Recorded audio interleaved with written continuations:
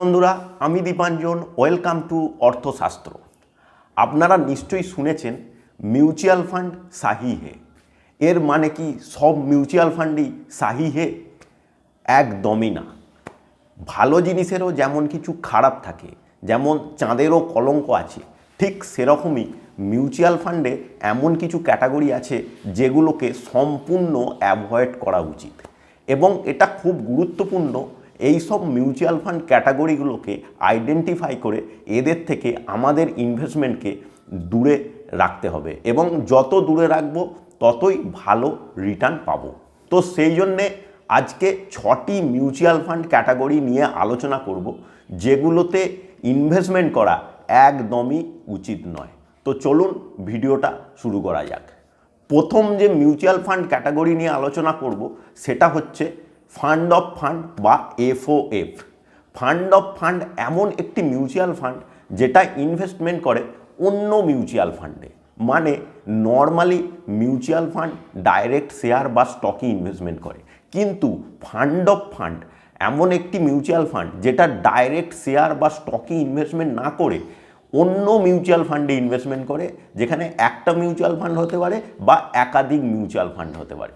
তো এখানে যে প্রবলেমটা হয় সেটা হচ্ছে ইনভেস্টারকে ডবল ফিস দিতে হয়। মানে ফান্ড অফ ফান্ড যেহেতু একটা মিউচুয়াল ফান্ড, তার একটা ফিস আছে, প্লাস ফান্ড অফ ফান্ড যে ফান্ডে ইনভেস্টমেন্ট করছে, মানে যে অন্য মিউচুয়াল ফান্ডে ইনভেস্টমেন্ট করছে, তারও একটা ফিস দিতে হয়। মানে টোটাল দুটো ফিস আপনাকে দিতে হচ্ছে। যে কাজ আপনি নিজেই করতে পারবেন সেই কাজের জন্য কেন আপনি ফিস দেবেন? মানে ফান্ড অফ ফান্ড যে মিউচুয়াল ফান্ডগুলোতে ইনভেস্টমেন্ট করে সেই মিউচুয়াল ফান্ডগুলোতে আপনি নিজেই ইনভেস্টমেন্ট করতে পারবেন। তার জন্যে অন্য একটা ফান্ডের মাধ্যমে, যেটা ফান্ড অফ ফান্ড বলা হচ্ছে, তার থ্রু দিয়ে তাকে ফিস দিয়ে অন্য মিউচুয়াল ফান্ডে ইনভেস্টমেন্ট করার কোনো প্রয়োজন নেই। মানে ফান্ড অফ ফান্ড একটা শুধুমাত্র বাকবাস আইডিয়া। শুধুমাত্র এই ফান্ড অফ ফান্ড ইনভেস্টারদের কাছ থেকে ফিস বা এক্সপেন্স রেশিও হিসাবে টাকা কাটার জন্যই তৈরি হয়েছে। আর যদি মিউচুয়াল ফান্ড কিভাবে ফিস কাটে, যেটাকে অ্যাকচুয়ালি এক্সপেন্স রেশিও বলা হয়, যদি ডিটেলসে জানতে চান তাহলে আমি কার্ডে আমার একটা ভিডিও দিয়ে দিচ্ছি, সেটা আপনারা দেখতে পারেন। দ্বিতীয় যে মিউচুয়াল ফান্ড ক্যাটাগরিটা নিয়ে আলোচনা করব সেটা হচ্ছে এনএফও বা নিউ ফান্ড অফারিং। যখন নতুন ফান্ড মার্কেটে লঞ্চ হয় তাকে এনএফও বলা হয়। তো লঞ্চ হওয়ার সময় দারুণ মার্কেটিং করা হয় এনএফওদের। মানে দারুণ অ্যাডভার্টাইজমেন্ট করা হয়, আপনাকে পার্সোনালি মেল করবে, হোয়াটসঅ্যাপ করবে, এসএমএস করবে, বা এজেন্ট আপনাকে ডাইরেক্ট ফোন করে বলতে পারে যে নতুন একটা ফান্ড আসছেন, এতে ইনভেস্টমেন্ট করুন, ফিউচারে ভালো রিটার্ন পাবেন। কিন্তু যে ফান্ডের পাস্টই নেই, যার কোনো পাস্ট ট্র্যাক রেকর্ডই নেই, সেই ফান্ড ফিউচারে কেমন পারফরমেন্স করবে এটা কি আমাদের পক্ষে বলা সম্ভব? কখনোই বলা সম্ভব নয়। মানে একটা স্টুডেন্ট পাস্টে প্রত্যেকটা ক্লাসে টপার হয়ে এসছে, তাকে বলা যেতে পারে যে পরের ক্লাসে সে টপার হতে পারে, কিন্তু একটা স্টুডেন্ট সে এখনও একবারও পরীক্ষাই দেয়নি, এই প্রথম পরীক্ষায় বসছে, তাকে দেখে কি আপনি বলতে পারবেন যে সে টপার হবে? ঠিক সেরকমই এনএফও বা নিউ ফান্ড অফারিং প্রথম মার্কেটে আসছে, তার কোনো পাস্ট হিস্ট্রি নেই, তো তাকে দেখে আমরা কখনোই বলতে পারবো না যে সে ফিউচারে ভালো রিটার্ন দেবেন। মার্কেটে অনেক ভালো ফান্ড আছে যারা পাস্টে খুব ভালো পারফরমেন্স করে এসছে এবং মার্কেটে টেস্টেড এবং এস্টাবলিশড ফান্ড। তাদেরকে ছেড়ে কেন আমরা নিউ ফান্ডে ইনভেস্টমেন্ট করব যার কোনো পাস্ট ট্র্যাক রেকর্ডই নেই? অবশ্যই নতুন ফান্ড আসছে, সে তো মার্কেটে এক্সিস্ট করবে, থাকবে 2-3 বছরে, সে মার্কেটে তার পারফরমেন্স দেখব, তারপরে যদি ভালো পারফরমেন্স করে অবশ্যই নিউ ফান্ড যে আসছে তাতে ইনভেস্টমেন্ট করা যেতেই পারে। কিন্তু প্রথমেই আসার সাথে সাথেই নতুন ফান্ডে ইনভেস্টমেন্ট করা একদম উচিত নয়। তৃতীয় যে ক্যাটাগরিটা নিয়ে আলোচনা করব সেটা হচ্ছে হাইব্রিড মিউচুয়াল ফান্ড, বা অনেকে বলে ব্যালেন্সড মিউচুয়াল ফান্ড। এই হাইব্রিড মিউচুয়াল ফান্ড হচ্ছে কিছুটা অংশ এই মিউচুয়াল ফান্ডের ইকুইটি মানে শেয়ারে বা স্টকে ইনভেস্টমেন্ট হয়, আর কিছুটা অংশ ডেট ইনস্ট্রুমেন্টে ইনভেস্টমেন্ট হয়, মানে বন্ডে ইনভেস্টমেন্ট হয়। তো এখানে যে প্রবলেমটা হয়, দেখুন, ডেট ইনস্ট্রুমেন্টে ইনভেস্টমেন্ট করার জন্য ফান্ড ম্যানেজারকে অত রিসার্চ বা অ্যানালাইসিস করতে হয় না। মানে AAA ক্যাটাগরির কিছু বন্ড আছে, ভালো কোম্পানির বন্ড বা পিএসইউ সেক্টরের বন্ড বা গভর্নমেন্ট বন্ড, তাতে ইনভেস্টমেন্ট করে দিলেই একটা রিটার্ন পাওয়া যায়। তো যেগুলো ডেট মিউচুয়াল ফান্ড, যেখানে অনলি শুধুমাত্র ডেট ইনস্ট্রুমেন্টে মানে বন্ডে ইনভেস্টমেন্ট হয়, তাদের এক্সপেন্স রেশিও দেখবেন অনেক কম হয়।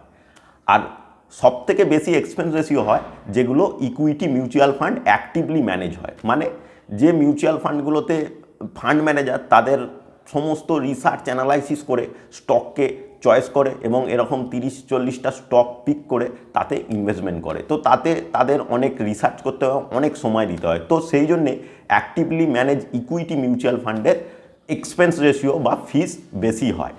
কিন্তু হাইব্রিড বা ব্যালেন্স মিউচুয়াল ফান্ডে আপনার কিছুটা অংশ ইনভেস্টমেন্ট হচ্ছে ইকুইটিতে মানে শেয়ারে, আর কিছুটা অংশ হচ্ছে ডেটেতে, কিন্তু এখানে ফিসটা নেওয়া হয় ইকুইটি মিউচুয়াল ফান্ডের মতো। মানে ডেট ইনস্ট্রুমেন্টে ইনভেস্টমেন্ট করছে তার জন্যে যে ফিস কম হওয়া উচিত সেটা কিন্তু এই হাইব্রিড বা ব্যালেন্স মিউচুয়াল ফান্ডে নেওয়া হয় না। মানে আমার ইনভেস্টমেন্ট হচ্ছে ডেটে, কিন্তু আমাকে এক্সপেন্স রেশিও বা ফিস দিতে হচ্ছে ইকুইটি মিউচুয়াল ফান্ডের মতন। সেই জন্য আপনাকে বলবো এই ব্যালেন্স মিউচুয়াল ফান্ড থেকে দূরে থাকুন। আপনার যদি ইনভেস্টমেন্ট করতে হয় কোনো ডেট মিউচুয়াল ফান্ডে যেখানে অনেকটা রিস্ক কম এবং রিটার্নও কম, তো আপনি একটা separate mutual fund and debt, এবং আপনার টাকার যে অংশটার আপনি একটু বেশি রিস্ক নিতে চান এবং বেশি রিটার্ন নিতে চান সেটা আপনি সেপারেটলি একটা ইকুইটি মিউচুয়াল ফান্ডে ইনভেস্টমেন্ট করুন। মানে আপনার হাতেই টোটাল কন্ট্রোলটা থাকবে। আপনি সেপারেটলি একটা ডেটে ইনভেস্টমেন্ট করলেন, একটা সেপারেটলি ইকুইটি মিউচুয়াল ফান্ডে ইনভেস্টমেন্ট করলেন, এবং তাতে আপনি বুঝতে পারবেন আপনার কতটা পার্সেন্ট ডেটে ইনভেস্টমেন্ট হচ্ছে, কতটা ইকুইটিতে ইনভেস্টমেন্ট হচ্ছে, এবং আলাদা আলাদা ইনভেস্টমেন্ট করার জন্য আলাদা আলাদা আপনি ফিস দেবেন। তাতে আপনার ফিসও কিন্তু অনেক কম লাগবে। তো 3টে মিউচুয়াল ফান্ড ক্যাটাগরি বলে দিলাম এবং আরও 3টে মিউচুয়াল ফান্ড ক্যাটাগরি আছে। তো চলুন পরের মিউচুয়াল ফান্ড ক্যাটাগরি সম্পর্কে জানি। তো 4 নম্বর মিউচুয়াল ফান্ড ক্যাটাগরি হচ্ছে মাল্টি ক্যাপ মিউচুয়াল ফান্ড। দেখুন, মাল্টি ক্যাপ মিউচুয়াল ফান্ড কিন্তু 2020 সালের আগে পর্যন্ত আমার ফেভারিট মিউচুয়াল ফান্ড ক্যাটাগরি ছিল। কিন্তু 2020 সালে সেবি একটা রেগুলেশন আনে, মানে একটা রুল আনে, তাতে কিন্তু মাল্টি ক্যাপ মিউচুয়াল ফান্ড থেকে আমি সরে আসি। তো সেই রেগুলেশন কী ছিল? তো সেই রেগুলেশন অনুযায়ী মাল্টি ক্যাপ মিউচুয়াল ফান্ডের 25% মিনিমাম মানে ম্যান্ডেটারি আপনাকে লার্জ ক্যাপে ইনভেস্টমেন্ট করতে হবে, 25% ম্যান্ডেটারি মিনিমাম আপনাকে মিড ক্যাপে ইনভেস্টমেন্ট করতে হবে, 25% ম্যান্ডেটারি মিনিমাম আপনাকে স্মল ক্যাপে ইনভেস্টমেন্ট করতে হবে। তো এখানে যে প্রবলেমটা হয় সেটা হচ্ছে এই মিড ক্যাপ এবং স্মল ক্যাপ কি খুব কিন্তু ভোলাটাইল এবং হাই রিস্কি। যখন মার্কেট পড়ে তখন কিন্তু এই মিড ক্যাপ এবং স্মল ক্যাপ সব থেকে বেশি পড়ে। তো মার্কেট যখন পড়বে তো দারুণভাবে এফেক্ট হবে এই মিউচুয়াল ফান্ডের ক্যাটাগরিতে। তাতে ফান্ড ম্যানেজার সেটা জানা সত্ত্বেও তার কিছু করার থাকবে না, কারণ তার হাত সম্পূর্ণ বাঁধা থাকবে সেবির রেগুলেশন অনুযায়ী। তাকে মিনিমাম 25% মিড ক্যাপ, 25% স্মল ক্যাপে ইনভেস্টমেন্ট করে রাখতেই হবে। মানে আপনার বাড়িতে আগুন লাগছে তাও আপনি জল দিতে পারবেন না বাড়িতে আগুন নেভানোর জন্য। তো বিষয়টা সেম এরকম। এবং যদি আপনি উল্টো দিক দিয়েও মানে ভাবেন, যখন মার্কেট উঠবে, যখন মার্কেট খুব গ্রোথ হবে, তখন কিন্তু এই মিড ক্যাপ এবং স্মল ক্যাপ খুব হাইলি গ্রোথ হয়। তো তখন কিন্তু আপনার যে লার্জ ক্যাপে মিনিমাম 25% ইনভেস্টমেন্ট আছে সেটাও কিন্তু তখন আপনাকে রাখতে হবে। তো তখন আপনি লার্জ ক্যাপ থেকে যে স্মল ক্যাপ বা মিড ক্যাপে শিফট করবেন সেটাও করতে পারবেন না, মানে আপনি গ্রোথটাও 100% নিতে পারবেন না। তো এই ফান্ডের রিস্ককেও যেরকম মিটিগেট করা যাচ্ছে না, সেরকম গ্রোথটাকেও ভালোভাবে নেওয়া যাচ্ছে না। সেই জন্যে মাল্টি ক্যাপ ফান্ড আমি স্ট্রংলি অ্যাভয়েড করি। পঞ্চম যে ক্যাটাগরিটা নিয়ে আলোচনা করব সেটা হচ্ছে সেক্টরাল ফান্ড বা থিমেটিক ফান্ড।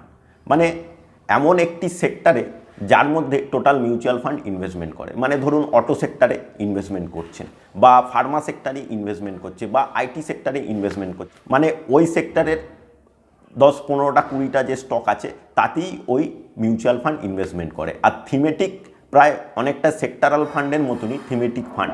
থিমেটিক ফান্ডে একটা থিমকে কেন্দ্র করে হয়, ধরুন ফিনান্সিয়াল থিম, মানে ব্যাংকিং বা নন ব্যাংকিং ফিনান্সিয়াল সার্ভিস, এবং যদি কোনো ব্যাংকিংয়ে কোনো সফটওয়্যার কোম্পানি তাদের সার্ভিস দেয়, তো এই রকম যেগুলো ব্যাংকিং সার্ভিসের সাথে যুক্ত এই রকম স্টককে নিয়ে থিমেটিক ফান্ড তৈরি হয়। তো এখানে যে প্রবলেমটা হয় সেটা হচ্ছে ডাইভার্সিফিকেশনের প্রবলেম।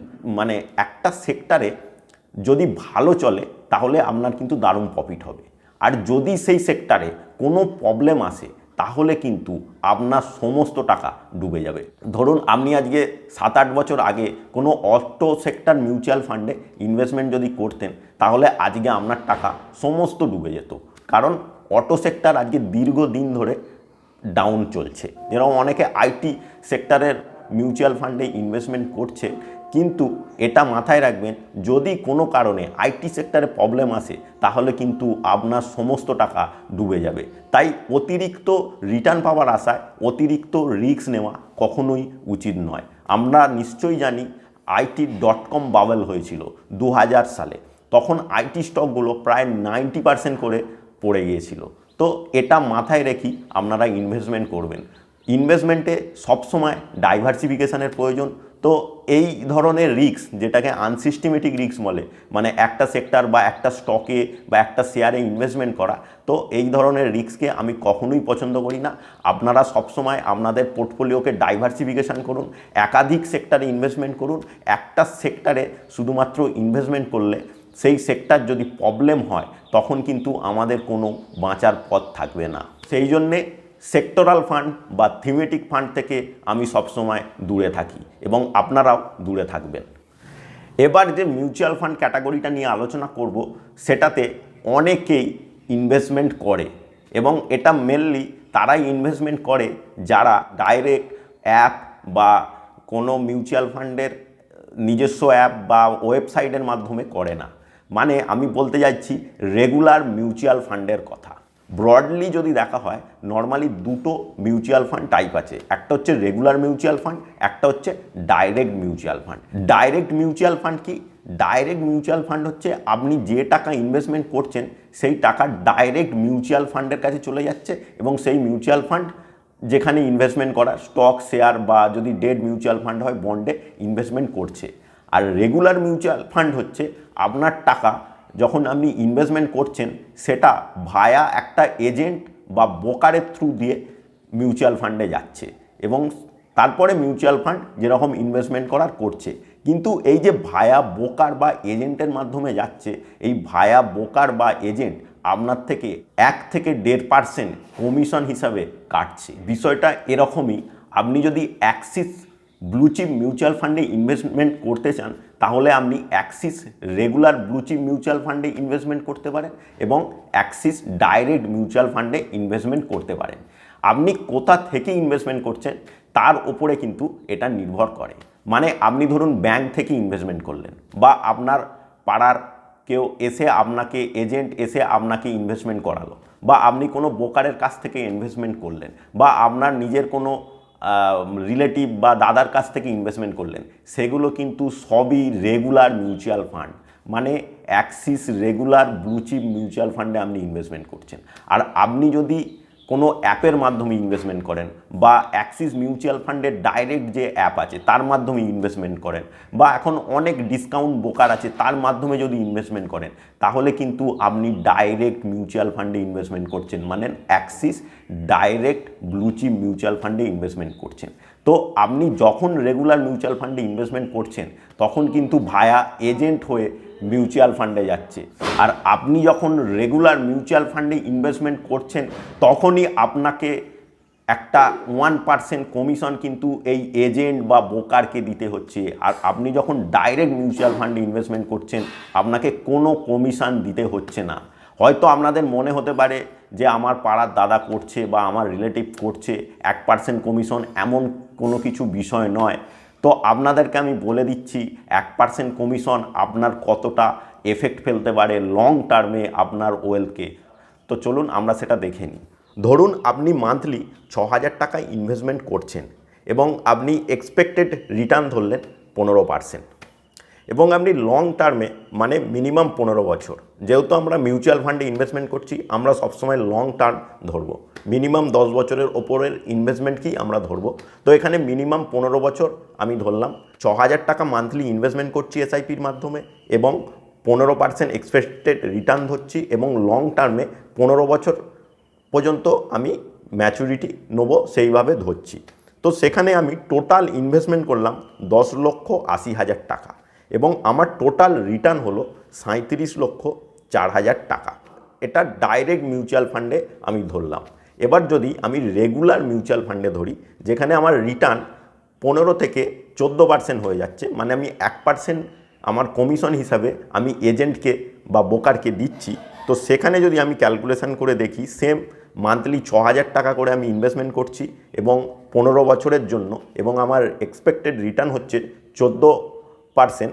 তো সেখানে আমার টোটাল যে 15 বছর পরে আমার যে ম্যাচুরিটি হচ্ছে সেটা হচ্ছে 33,96,34 টাকা, প্রায় বলা যায় 34 লক্ষর কাছাকাছি। মানে আমাকে টোটাল 3 লক্ষ টাকা আমার কম হচ্ছে যদি আমি 15% করে রিটার্ন পেতাম। মানে আমার যে 1% এজেন্টকে দিচ্ছি সেটা কিন্তু প্রায় 3 লক্ষ টাকার সমান।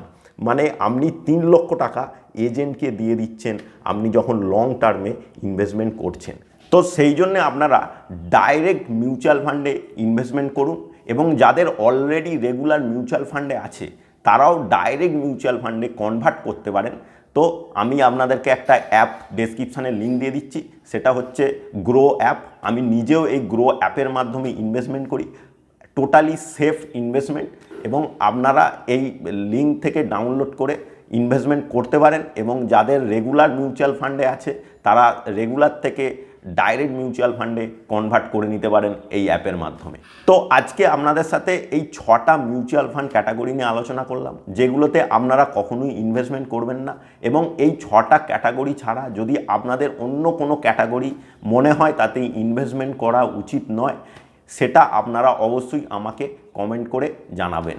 এবং আজকের ভিডিওতে যদি আপনাদের কোনো কোশ্চেন থাকে, যেরকম কোশ্চেন হতে পারে, খারাপ কোশ্চেন হতে পারে বা ভালো কোশ্চেন হতে পারে, সেটা অবশ্যই কমেন্ট করে আমাকে জানাবেন। তো ভিডিওটা ভালো লাগলে আপনারা লাইক করবেন, শেয়ার করবেন এবং চ্যানেলটা সাবস্ক্রাইব করবেন।